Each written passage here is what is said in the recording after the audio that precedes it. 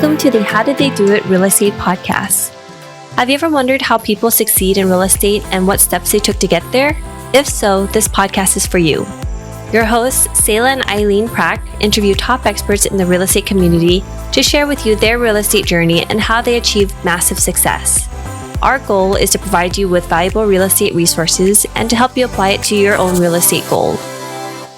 Thank you everyone for joining today's episode of How Did They Do It Real Estate Podcast. I am your host, Sayla Prack. Today, I am honored to have our special guest, Prab Pannu.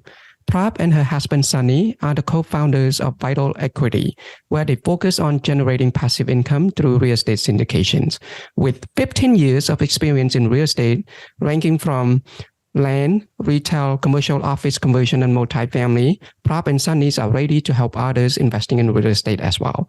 In addition, they are also running their dental practices, fast food franchise, and fine dining restaurant. So Prab, thank you so much for coming on to the show today. We really appreciate having you on. So how are you doing today?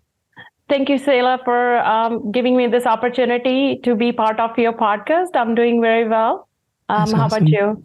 I'm doing good here. It's a very sunny in California, and I don't know. You are located in New York, so how's that doing over there? New York is actually, we had pretty good days. Very little days of snow, so it's been pretty good. It's awesome. Just looking forward to spring, though. So Prab, so can you tell us a little bit more about yourself and what you do with real estate and how did you get started? Yes, of course. So we started our dental practices with our actually first practice. We bought the office building. So we did start getting some advantages of owning a real estate along with the practice. But it was still at the end of the year when you have a gross income, you still pay a huge amount of taxes because you come up in a tax bracket which is higher. Mm-hmm. So it kind of got interested into coming up with other means and generating income, because we thought that, okay, if owning this property, we can get these many tax deductions. If we do repeat the same thing, but a different asset, we can get the same advantages. So that's how kind of we started with buying the land and buying the franchise. And we started with that. That is our first journey into real estate. Got it. So tell us a little bit more. Are you coming? Where are you from originally? Are you the first generation here in the U.S.? Yes, I am. I am from Amritsar, Punjab, India. Actually, we migrated actually with my family. I was finished high school in India to California. And that's how we started there. And then once I married my husband, he is a dentist. So he got admission at NYU. So that's how we moved to the East Coast. Got it. So after you moved to the East Coast, and then tell us a little bit more. So are you always interested in real estate to begin with, or how is your journey started? Are you like working W-2, and then how does it work?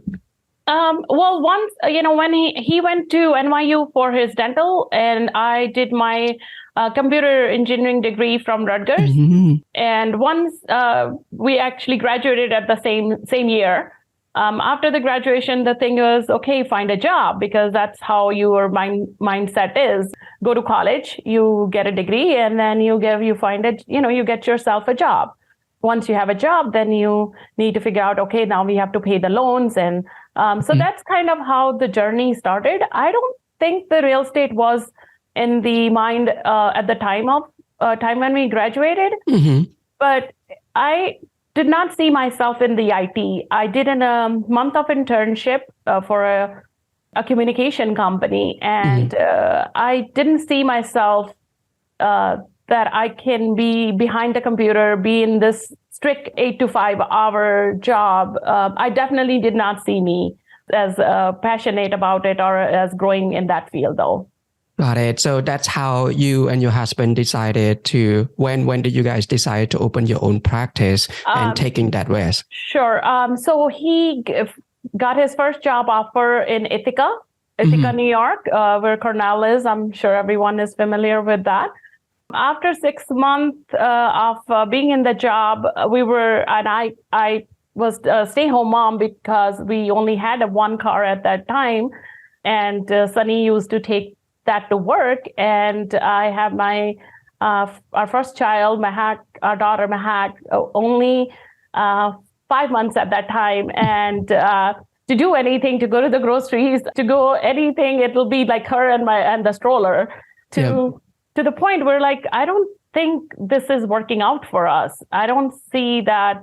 I'm not a person who can stay home. Although, I mean, I love my daughter, to that, but still it wasn't giving me a motive on that this is not what my life, this is not the life I want. So, and same thing for my husband that, okay, well, he leave in the morning and not come till like 6 or 7, Monday through Saturday, sometime half a days. So what is the quality of going to school and taking all those loans? And is this the cycle we are going to work? So one of the reason that's kind of motivated or geared us toward, hey, let's look for a practice. And it's a rural area. It was not a big risk for us to take. It was something that we could, hey, if we fail on it, we can handle it. It was something that wasn't a larger amount of loan or mortgage. And so Sunny and I talked about it, and I still remember him saying, hey, I have full confidence in my clinical skills. And I know you can do the customer service because going to school, I did work for AT&T in their international communication. So he said, I know you can do that. So that's how we kind of took that risk, bought our first practice, $125,000 at that time, building just few equipment there because the family was trying to sell everything. The practice was closed for about 2 years. So that's how we said, okay, we can do it. Let's just do it. And that completely within a 6 month changed our life. Oh, amazing. Just from the day we opened, it was just him and me. We didn't have money to hire an employee to help us with anything. And within, I think, 2 to 3 months, we had another person working at the front desk for us, another assistant. So we started growing. But that's always been our first place where we started and kind of started our growth. Wow, that's amazing. The journeys that you guys are starting out like that, like coming from India as a first generations, and like it's a little bit of a culture shock as well in the US, and then working like as a family, starting a family office. No, not family office. I mean your office, your practice. And then, so tell us a little bit more. What's after then? How did you get introduced to other real estates? I know as I read your bios, you guys were doing a lot of things, including, retail, commercial offices, and even multifamily. So how did you get to learn all those and the opportunity to work on all those asset classes? I think there's, if you take risk in life, the reward is always there. But the risk has to be something that as long as you're ready to commit to it, and you know that you're not afraid about putting hard work into it, and then there is no job smaller or bigger. I think those are the few things. If you have a strong passion about something, if you feel you can do it, those things do help you to achieve if you set your mind to it. So like I said, I think that's the reason we started on the purchasing the land and building a restaurant, a franchise on it, was to look, the reason was basically to bring in another stream of money, plus get the tax deductions from owning business, from the building depreciations and land and actually most from the building depreciation. So that's how we started. Like I said, Cortland is a rural area. That's where we started from. But then we didn't see ourselves that's where we can grow our family and our kids can have the education that we are looking for. So we moved to Binghamton. That's in upstate New York too. So we started our second practice location there, bought a building again, because that concept was always there that we're not going to rent. We're not going to rent a building because then it's not yours. Whatever add-ons you do, it's not yours. So still same concept, saved enough money to buy another property. And then again, I think every 3-4 years, okay, save another money again, and then repeat the same concept again, because at the end of the day, it's like, okay, how we can pay the loans. We want not have any debt on us. And that was another mindset coming from our culture is not borrow so much that you cannot pay. Loan is not a good thing to have.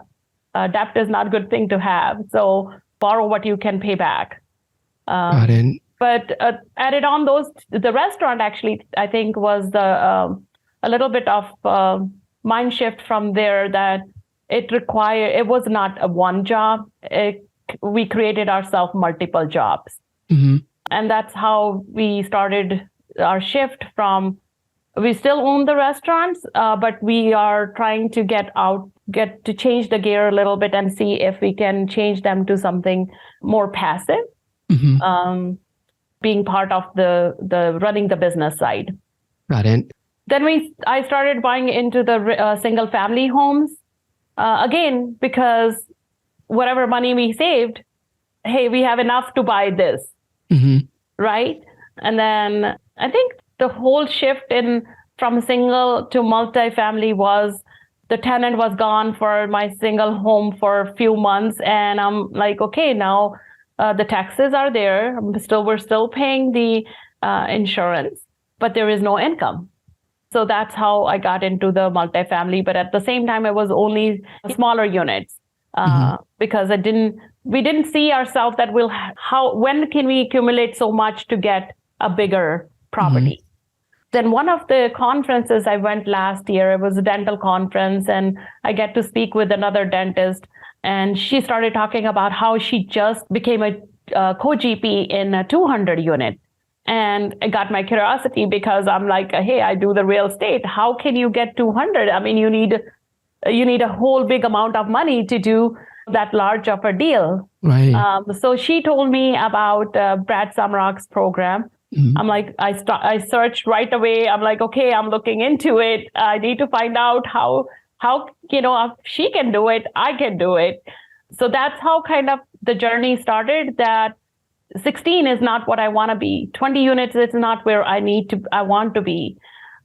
I can do more. I can definitely should look into doing larger, because again, that's when you do a larger investment or larger multifamily, your expenses get divided. So that kind of what really intrigued me, the whole fascination about the leverage, the syndication, those things are those amazing stuff to learn. That because I always used to think, who owns these big apartment buildings? Right. I never knew that they are owned by people like us. Right. So then I became part of Abbas, his mentorship program. And I still go to Brad's conferences. I attend those, listen to podcasts. And I find that this is it's a niche that can definitely be done with someone who doesn't have to have a large capital. Got it. So I love it. Thank you so much for sharing your journey along the way, how you get started with a single family home, and then you move into you mentioned about 16, 20 units, 16. Multifamily. And so it's really amazing journeys. Do you think that for like someone who just wanted to start like that, do you recommend that they started small, like follow your journeys where you can buy everything on your own, or what would you say? I think if you want to do small, that just if you are still passionate, hey, I want to look at this property every day on my way to work. But I would not start. If I get the opportunity, I will never, if I have to go back and start all over again, I would definitely go for larger property. Got it. And Prab, also, like with the larger properties, and are you part of a GP now, or are you purchasing your multifamilies, right? A larger one now. Can you share a little bit about your first syndication? Yes, I became a GP. Again, when I was talking to other people, they're like, "Oh yeah, you do have experience, but how are you going to raise capital as a first time syndicating?" I said, "But I do not want to be an LP. I have 15 plus years experience. I am going to start it. This is my first one, 80 unit townhouses, but I said I'll be a GP." Mm-hmm. So that's how I started my journey as GP. I raised capital and I became a GP in my first deal.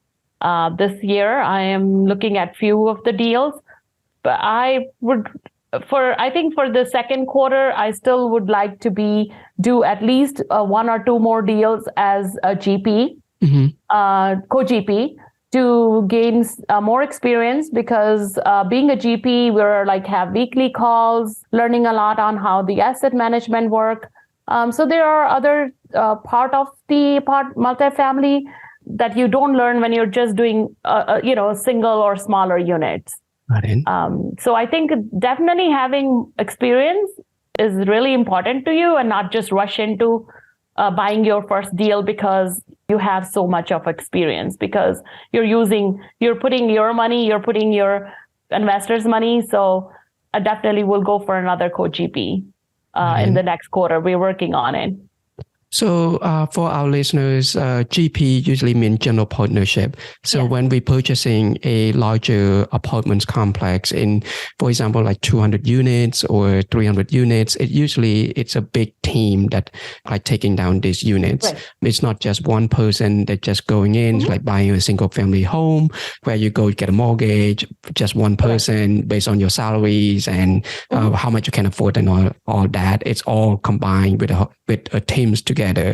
So do you say it's like now in 2023, how did you feel about investors' perspective in terms of investing in multifamily when you talk to them? What do they say to you? People always have a hesitation. I'm not sure why they don't hesitate when they're keeping their money in the bank saving account, or they invest in stocks. I'm not sure what the reason is behind that. My husband does that too. He does invest in stocks. I'm not denying that fact. But even though you do not know, you know who owns the company, but you do not know who's manipulating these numbers or who's doing these numbers. But there is always, you have to present them the strong data. Invest in the location. Location is the most important thing. Show them the growth that's happening in the location you're purchasing in, because I'm a true believer that, if you show them the data, this is the reason. Why do you pick this market? Give them the data on how the renters market is changing. It's not from homeowners to the growth in the renter market is going up. How the interest rate, when the second question that I usually get, the real estate is going down. The interest rate went up. And I always go back and say, the real estate is going down, but it's single homes. People who want to buy home are not buying homes because the real estate is up. But at the same time, if the interest rates are going up, people are not buying homes. Guess where they are staying? Apartment. They're staying in the apartments, right? So then you have people who are going to stay in apartments longer than that they can have their own home. So I think once you kind of touch on those areas, and if you show them your growth, looking at us, okay, this is our growth horizon. This is where we are, where we started from. Hey, this is how much we have grown from just using our own money to invest from last year, just from learning from investing in multifamily.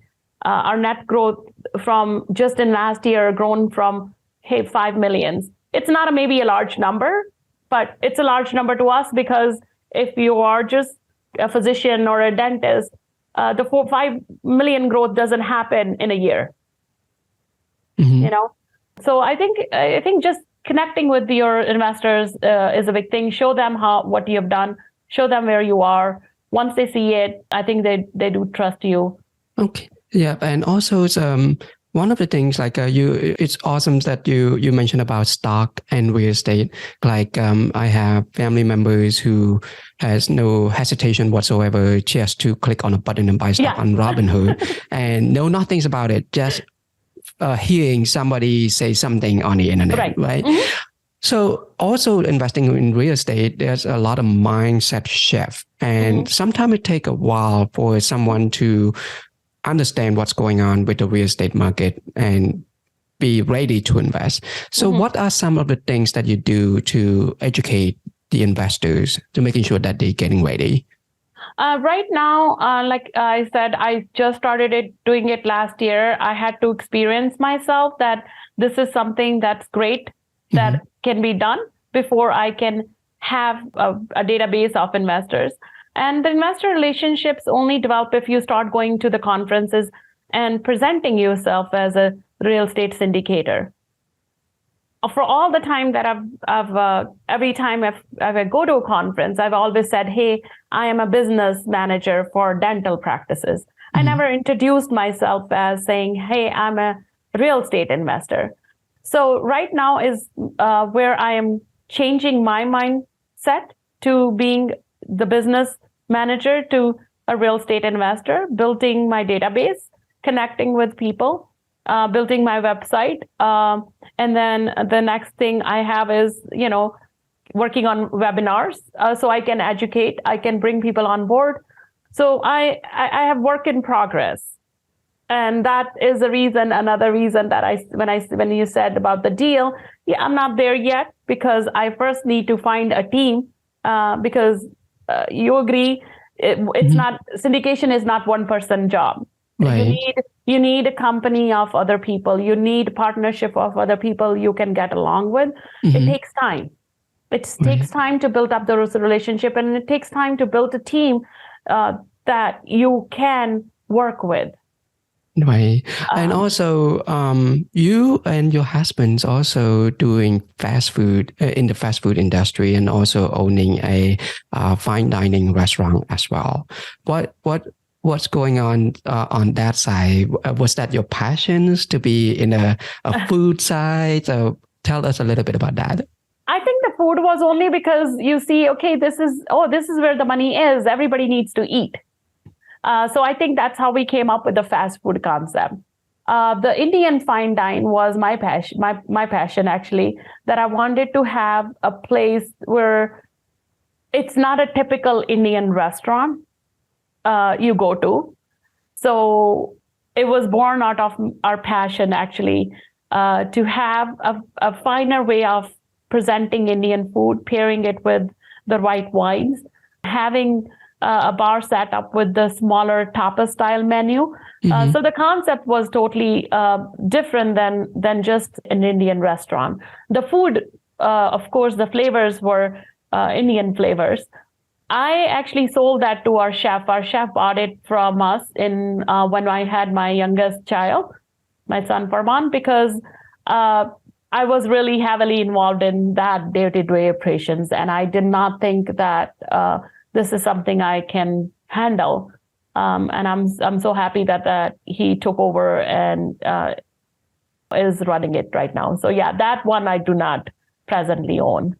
Got it. Thank you so much for clarifying that. So Prab, like as a moms and children's and having a business to run and also is doing multifamily as well and owning multiple properties, or like, how do you balance your life and your personal life and your business life? Is there any tips that you can share with our listeners, with our moms that listening to the shows right now, that they can do this? What is it that you do? I think you have to you have to make sure that you change your hat where you are.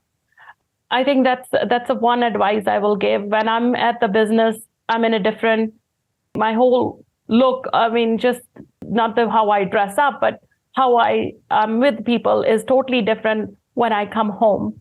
And from there, when I'm with my family, it's different. When I'm with my kids, I have to come to their level. I cannot just be in a level that, hey, I'm running all this and I'm here and I'm a boss. So I think definitely is doable. You need to have your partner who really believe in your passion and support you. It's very, very important. One person cannot just achieve.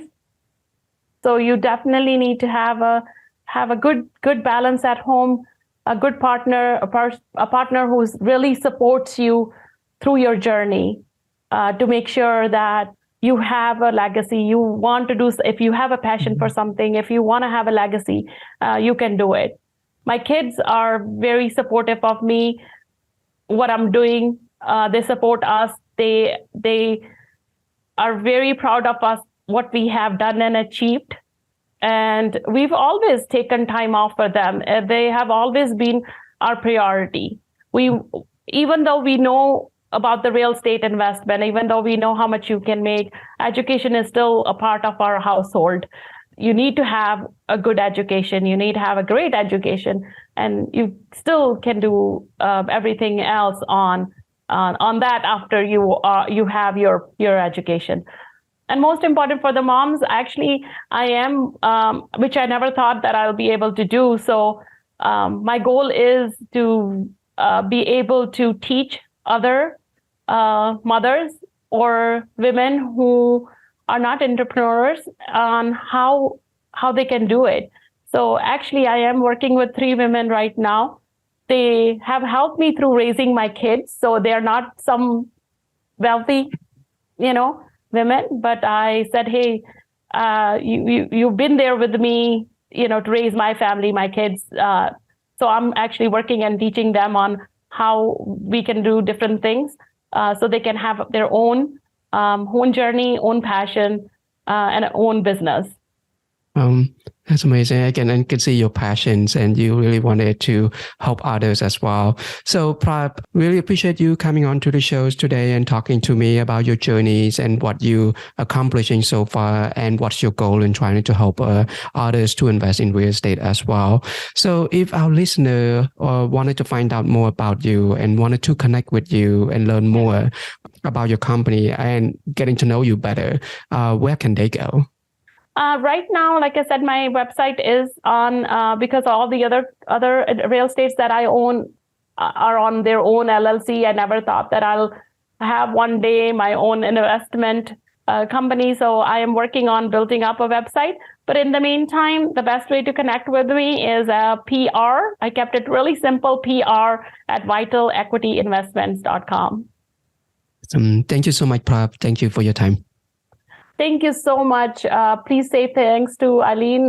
That's how, we got to, she spent good enough time with me, just to know about me. So if you can please thank her for me. Yes, definitely will do. Thank you so much, Prab. Thank you. I look forward in future if we will connect again. Definitely. All right. Thank you. And thank you for listening to our podcast today, brought to you by Bonavest Capital. We would really appreciate it if you can go to iTunes right now and leave a rating and written review. Also, please don't forget to subscribe so you can always get the latest episodes. You can also connect with us on Facebook, How Did They Do It Real Estate. We'd love to hear your feedback and any topics that you're interested in for future episodes. Lastly, to learn more about us, you can go to bonavestcapital.com and fill out the Contact Us page so you can speak to us directly. Nothing on the show should be considered as specific personal advice. Please consult your legal, tax, and real estate professionals for individualized advice.